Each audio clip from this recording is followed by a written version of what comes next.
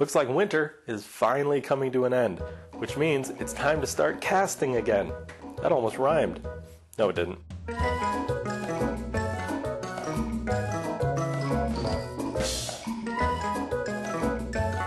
And here is the project of the day.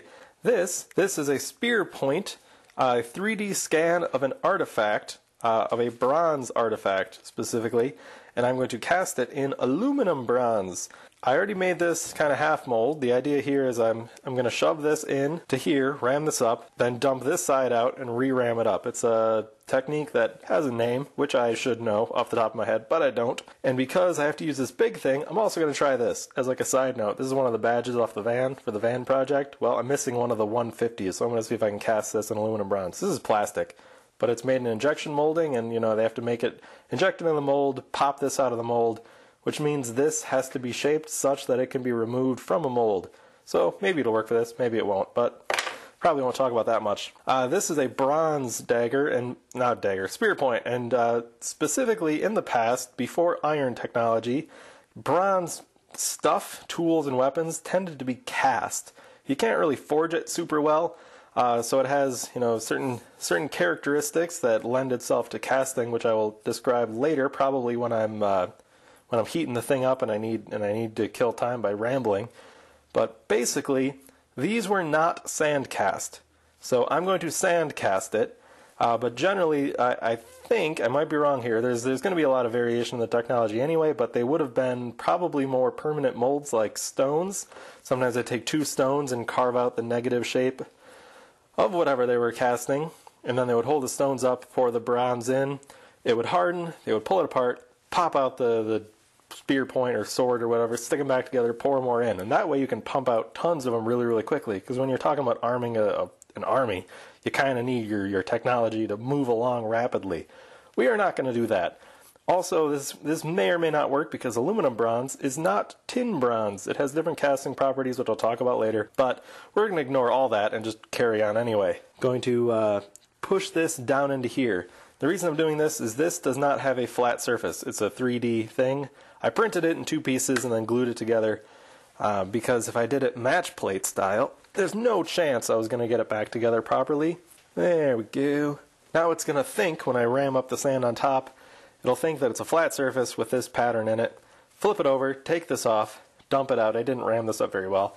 Ram up more sand. One thing I would like to do this year in particular in casting is work on my molding skills. Molding is, making the sand. I really need to get a sock. Some people put this in a sock and then dust it over. Yeah, I'm not doing that because I wear my socks until they have gigantic holes in them, so it would kind of be worthless for this. I'd just dump a big pile of baby powder on there. Now, making a sand casting pattern, your pattern is important. It is. It's very important that your pattern be as nice as possible. And I've sanded this. I haven't really done much, if I'm honest, kind of lazy. But you also want your sand ramming to be done properly. And you want the gating to be done properly. I need a lot more of this powder junk. And gating, in particular, that's the part where the metal flows in. Between where you pour it in and it flows through and gets to the pattern itself is the gating. And there are a bunch of different tricks with gating. And my sand ramming and my gating, in particular, I think could use a lot of work. So that's what I'm going to focus on. And the reason you want that to kind of be top-notch kind of job is you get a better surface finish, which I will touch on a little bit when I'm done brushing this. I promise this is baby powder. It is no other white powder that you might be thinking, nor is it powdered sugar. Here's the aluminum bronze hammer. Now, this is a match pattern, kind of did, you remember? Whoops. And you'll see kind of a crummy finish. I intentionally didn't sand this down. That happened for a number of reasons. Some of the pattern from the 3D printed thing came out nice. Some of it has kind of junk that's loose sand and other crap. And other problems, this big crater, the sinkhole crater thing was because I didn't have a properly placed feeder. So when this was solidifying, it was sinking. And aluminum bronze has some shrinkage issues when it solidifies more so than other metals. So those are the kind of things that I want to prevent. Grossness and sinkholes. So here's my setup. I got this in, I got the powder on. This has a really thick spot right here. This is kind of a thicker spine with thinner blades.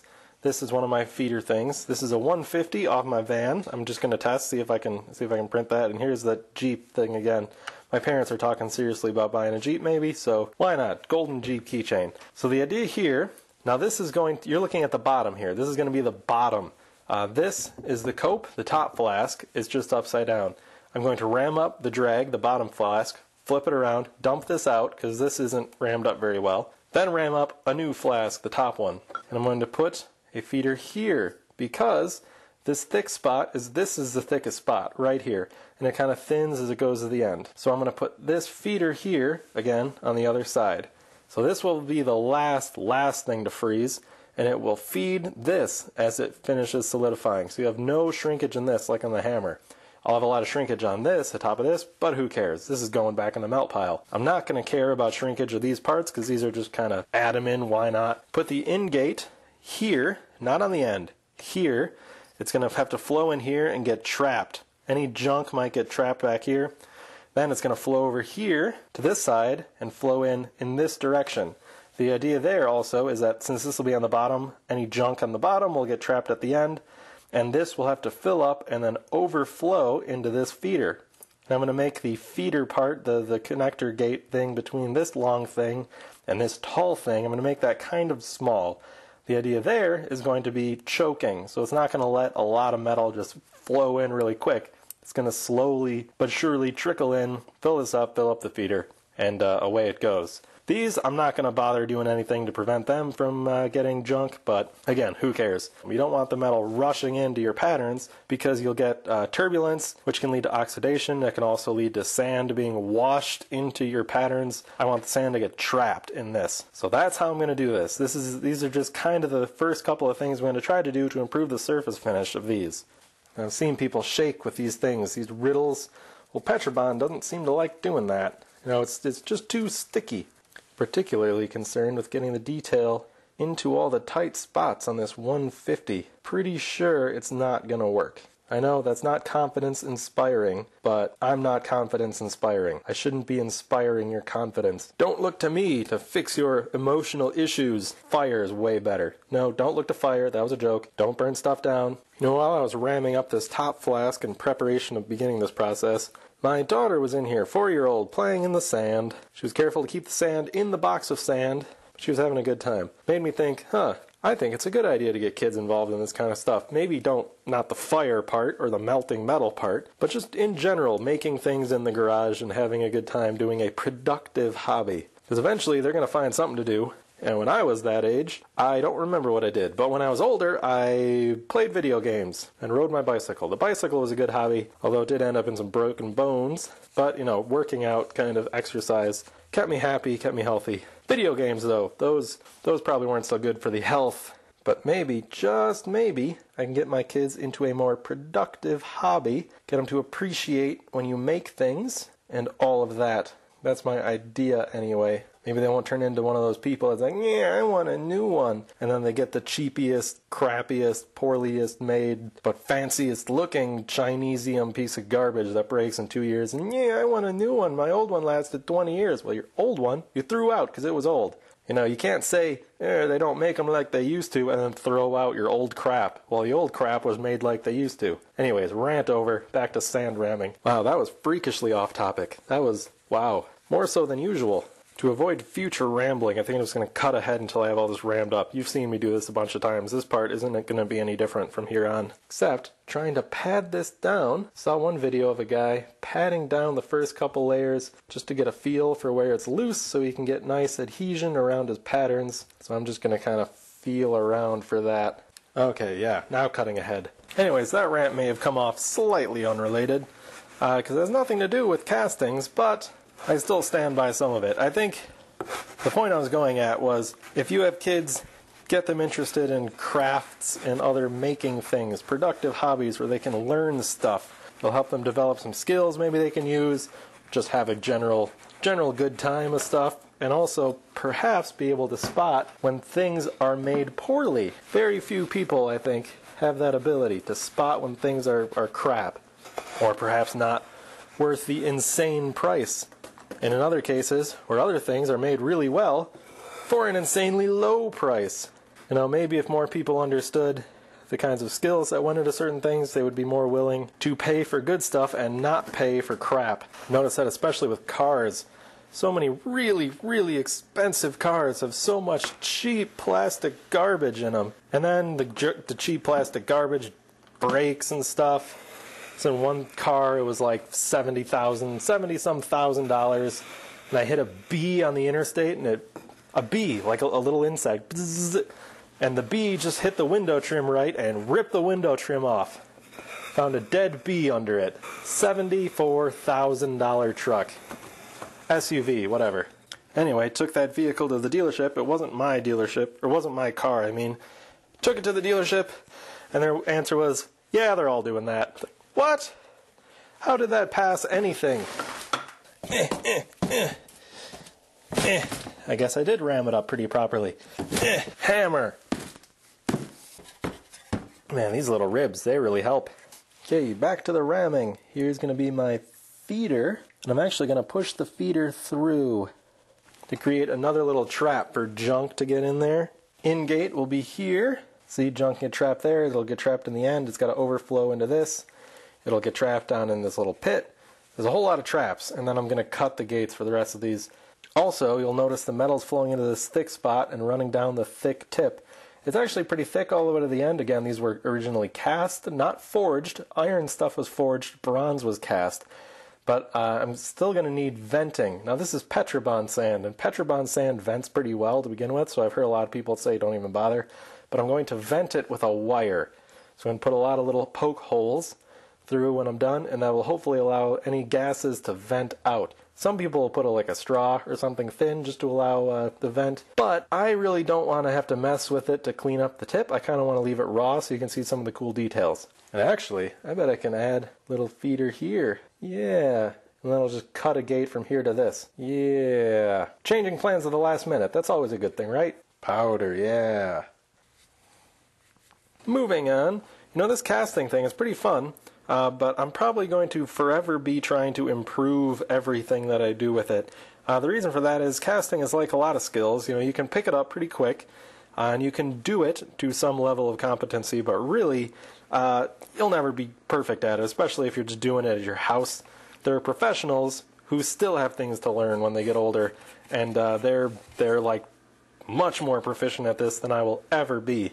Because the thing is, I can do some of this and get a thing that looks neat, but they gotta make like a whole bunch of stuff, and they have to be to a very high level of quality, and they have to be able to do it repeatably and quickly and affordably and all that, and that's kind of the real mark of like hobbyist versus professional. It's like welding. I can get a welder, I can learn to weld stuff together, but a professional can weld a lot of stuff together much more quickly, much more repeatably, always well, and you can throw them into a lot of different situations, different machines, and they can just boom, do it.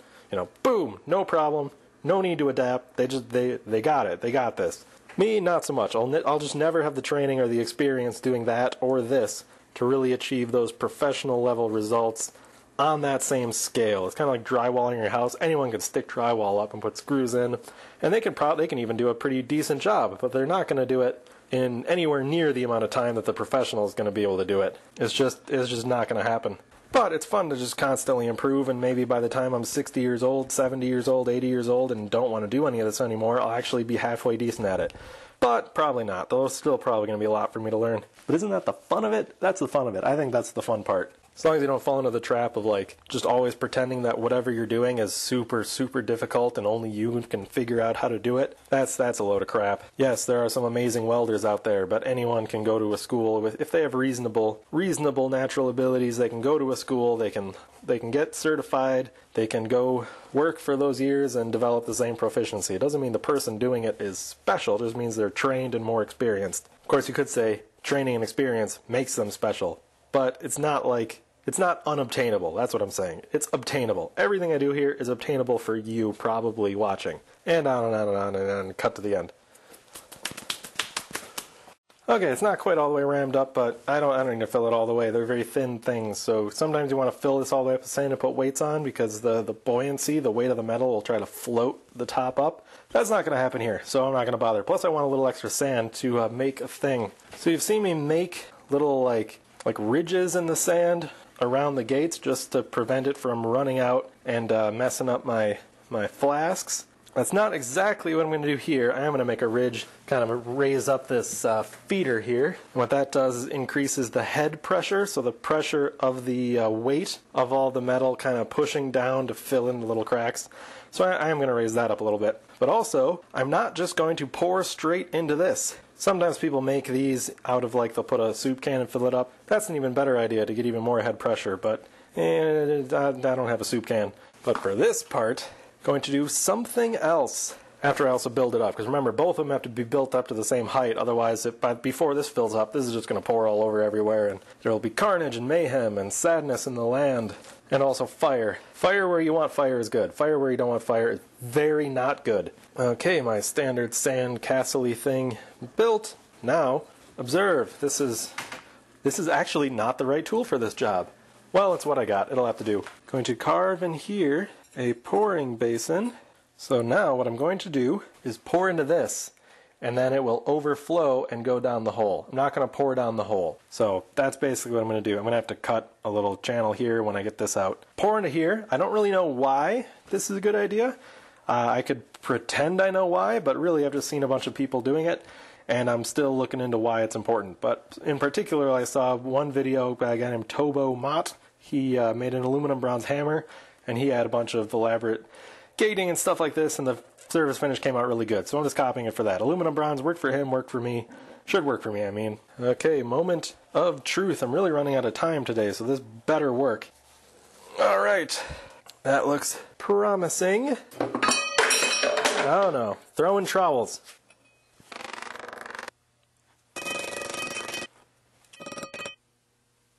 That looks super nice. Just want to zoom in. That's cool. Should also get me some tapered sprues. In fact, the proper way to choke a mold is to have a taper. I mentioned choking. I don't want tons of it just gushing into the spear. The proper way to choke a brass mold, I believe, is a sprue, a narrow tapered sprue. So when the stuff first goes in, it's down through a taper and it just kind of fills up everything all nice and slow. I don't have one of those. Maybe I'll get one someday. And in case you're wondering what the deuce is up with this trowel, I used to be an archaeologist, and this is a masonry trowel, a Marshalltown 45-5, favored by archaeologists for their ability to, it's very straight, thin. I sharpened all the edges, because you use that for cutting roots as you're digging. You can have great control as long as you're not too highly caffeinated, which I am, sadly, far too highly caffeinated. Now, last but not least, getting from that into there. This is going to be kind of grungy looking because I'm going to dig out a whole bunch, but I don't want the space between this feeder and this thick spine. I don't want that to solidify. I want it to stay liquid until this is all solidified, and then the cooling starts to go up this. So I want that to be able to feed from the feeder to this. I only said that phrase like 6 times just now. I don't know if people got it. I think that means I'm ready to go. Not yet though, because I gotta go to the store to buy propane. Because I prepare well for this. Oh boy, so much louder than I remember. Louder, louder, louder. It's so toasty warm. Toasty, toasty. Okay, we got some time before the pour, so we're going to talk about this a little bit. I extracted it from the sand. This Bronze Age spear point would not have been sand cast. I think I mentioned that already. Generally, they do it in a split mold, vertically. I've seen it done vertically. Pour the out of stone. They carve them out of stone. Pour the bronze in. When it solidifies, pop the stones apart. This falls out. Slap the stones back together. You can keep pouring. When you're at war, you're trying to equip an army. You got to pump them out quick. So that kind of repeatability is really nice. I'm obviously not doing that because I'm doing sand casting, but I only want one. And the reason I'm printing this, there's a few reasons. It's not just because I want something cool, pointy, and sharp made out of bronze, even though it definitely is that. Also, I'm testing something. So I talked about surface finish. Well, there's a thing with bronze, aluminum bronze particularly. It doesn't flow into thin stuff very well. Now this center rib here is very thick. It's got these cool lines down it. Isn't that neat? I'll talk about that in a second. But the edges, very thin edges, and the aluminum bronze might not want to run into those. Now when it's cast vertically, come on, focus. When it's cast vertically, there's a lot of head pressure pushing it into those things. I'm hopefully going to replicate some of that, but really aluminum bronze probably isn't the best thing to use. I've seen other people use aluminum bronze for various things, and they can get a pretty nice whatever, but this wasn't designed for casting with aluminum bronze. Another reason, I watched a lot of a guy named Alumitube. He started off doing aluminum casting, and now he's doing bronze also, and he's making a lot of cool daggers and stuff out of aluminum bronze and aluminum. So if you want more like daggery, pointy, stabby things, watch his channel. They're really nice. They're usually out of like video games like Skyrim. I used to play a lot of Skyrim, and he gets a really nice surface finish, and also it runs all the way out to the edge. He's got one big thing going for him. They're very thick. You know, a lot of video game weapons, they tend to be bigger, wider, thicker. They're very heavy looking, and you can get it to flow to the edges when it's pretty thick very easily. But this whole edge is very thin. So if you want more like knives and stuff, go watch his stuff, because I'm probably not going to make that many. I'm more interested in like tools and junk. But those video game kind of weapons, that's why you have like this idea that people have that weapons are like 20 pounds or something, when really a big longsword's like 2. They're really light, 2 or 3 pounds, the real one. For reasons that I could explain, but I don't know, because I'm not really a weaponry nerd. It would be interesting to learn about, but it's down farther on the list. I just haven't got to it yet.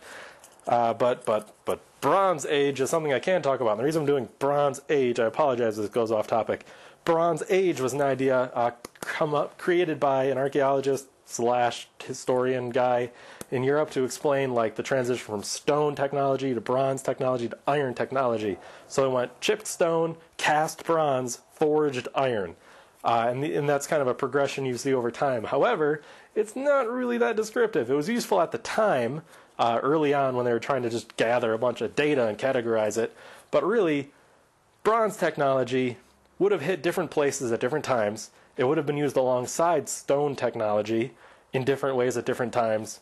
And same for iron. When iron hits, it's not like we never use stone technology. Flint-lock pistols, the flint, that was chipped stone, the way stone tools are made. Anyway, this is going way off topic. Bronze, I do not have a lot of information on this particular spear point. The thing is, in archaeology, the things are cool, the context is better. Where it came from, that's the important part. And this one, there's not a lot of that. This was downloaded from My Mini Factory. They have a Scan the World initiative, so they 3D scan a bunch of cool old stuff. And they don't really give you a ton of other resources. And I didn't do a ton of digging either. Here's what I can tell you, though. See this? See this? This appears to be tanged. It is a tang, so like it would be on the end of a spear like this, and trimmed and probably wrapped. That is not universal. I mean, that you'll think that's familiar. You'll think that's familiar if you're thinking about like medieval like arrowheads and spear points and swords and stuff, tanged, right? Well, a lot of bronze stuff was socketed. Also, there was like a socket. And some of them were even rivets. They're 2 holes. You know, a handle goes in, it's riveted on. So that just goes to show, just because this claimed it was bronze, doesn't say a whole lot. You need to know, like, which culture made it. Why did they make it this way? What era? Because bronze was used for, like, way, way long time. And cultures change pretty rapidly, so it's hard to get a lot of information out of this. And people have this idea that Bronze Age means a thing. It really doesn't. It means if you dig up a site where they're using a lot of bronze technology, you find tons of bronze, you don't find a lot of iron, you don't find a lot of wood. They probably would have had a lot of wood, a lot of leather, cloth, clay, you find pottery, but bronze preserves really well. Iron doesn't, it corrodes. Stone preserves, that does preserve. Cloth doesn't, wood doesn't, people don't, bones don't, tooth enamel does. It's always kind of weird when you find a tooth, that's kind of gross. But yeah, just because it says bronze doesn't really mean anything other than here's a thing and it's made of bronze. And they either made it or acquired it somehow from someone who made it out of bronze. So things, in archaeology, things not very important. Things in context, that is important. So don't just go digging up crap. Say, ooh, look, Indian stuff. Yeah, don't. Leave it. Leave it there. If you want to learn anything, don't dig it up. Find an archaeologist, have them dig it up. Or, you know, ask an Indian. I don't know. In general, digging crap up, not a great idea. You'll ruin the context. And then you just have this, a thing of bronze and no other information. You can't even date this stuff. It's an enigma. This is an enigma. Alright, well guess what? I got the thing burning, then I was setting stuff up, because I figured, oh, it's going to take a while. And it's already melting. So I got some torch goggles. People were saying the infrared would really screw with my eyes, so torch goggles. How do these go on again? I forget. Alright, torch goggles. That's very melty in there. I could not find my draw scooper. Looked all over, so I mangled my degasser, turned it into a draw scooper, in the idea that because this is irreversible, I would then immediately find the draw scooper. That did not happen.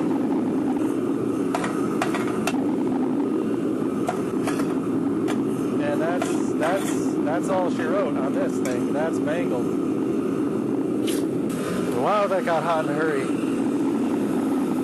Alright, well, I guess I gotta pour then. Get that out of there.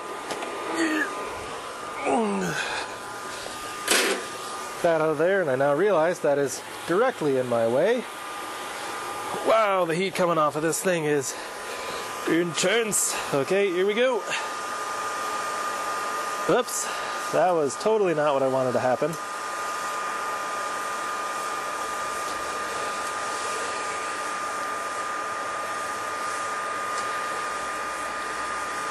Yep.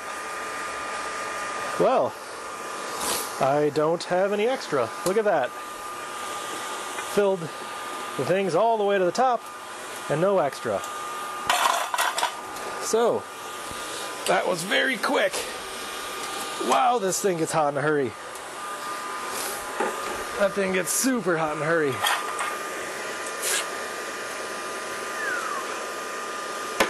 All right, success. Now I need to melt some more copper. I am out of copper again.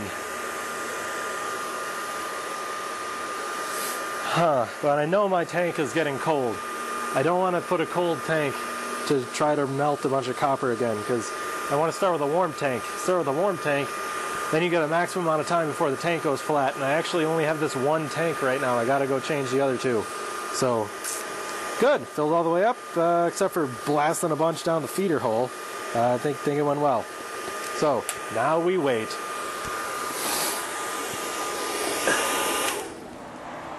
So, I have a backup plan. I mentioned that aluminum bronze is not the best alloy for this because it's not quite as flowy.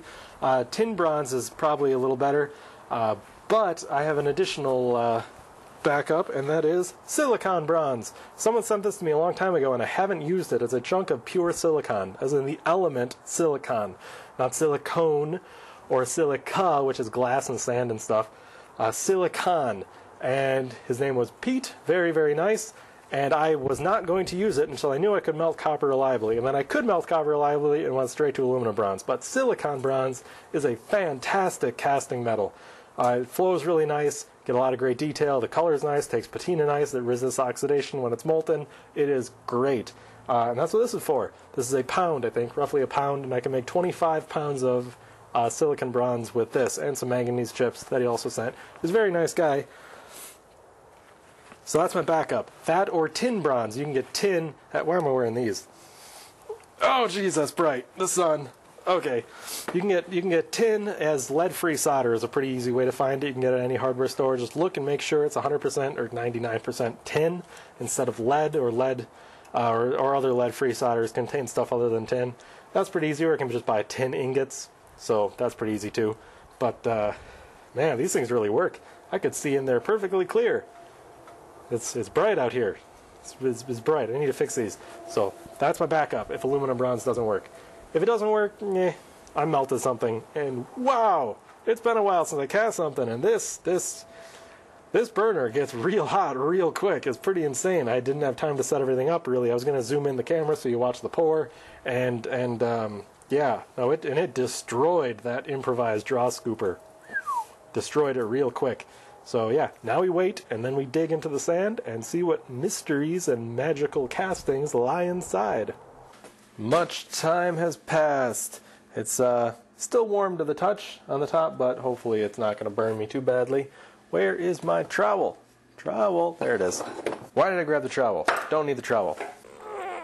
Lift, alrighty. Ooh, that looks promising. Ooh, not super promising. Oh, we'll clean it out, see what we got. I'm trying to keep the sand together so I can separate it. Separate the burned out stuff from the non-burned out stuff. Let's see what we got. Alright, here's what we got. I'll cut these out with a grinder in a minute here, but it looks like I was right in that it had trouble flowing into the thin sections. It still kind of looks cool, and I think with a little bit of grinder help I can make that into something, maybe not a spearhead, but it'll look kind of cool. Maybe I'll make it into a knife, single-sided knife or something. I don't know. I kind of like the meltiness of it. Look at all the shrinkage there. Yeah, that's still pretty toasty too. But it looks like it worked. I bet you, oops, we're getting crap flaking off.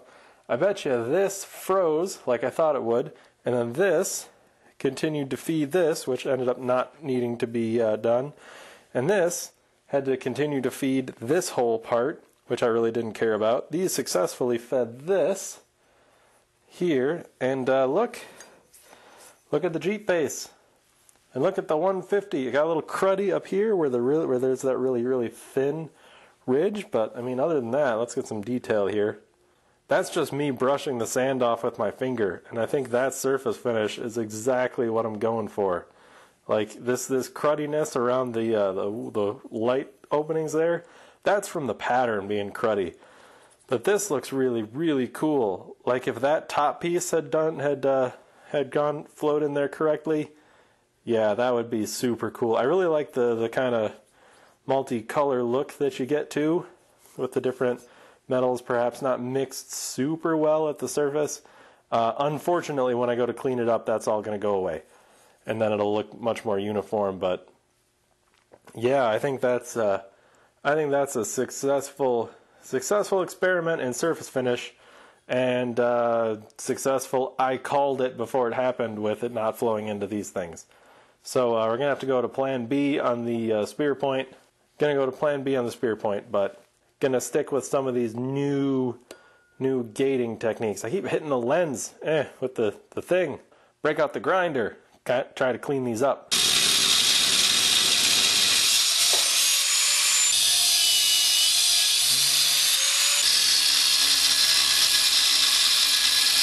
You saw that, didn't you?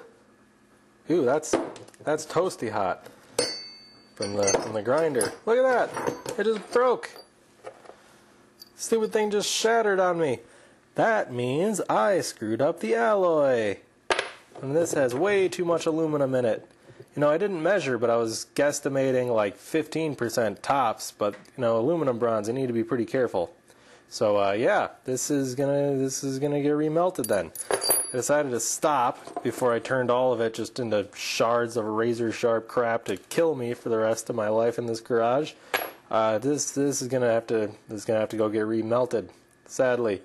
But it looked so nice. The finish looks so nice on it. I'll even take a wire brush here. Okay, wire brush ain't doing diddly. Forgot, aluminum bronze, super hard. I'm sorry, Jeep Face. You will not be a keychain, because I don't hate people enough. Well, failed experiment. Sometimes experiments fail, but you can always learn something, like check your alloys. I'm going to add a bunch more copper to this.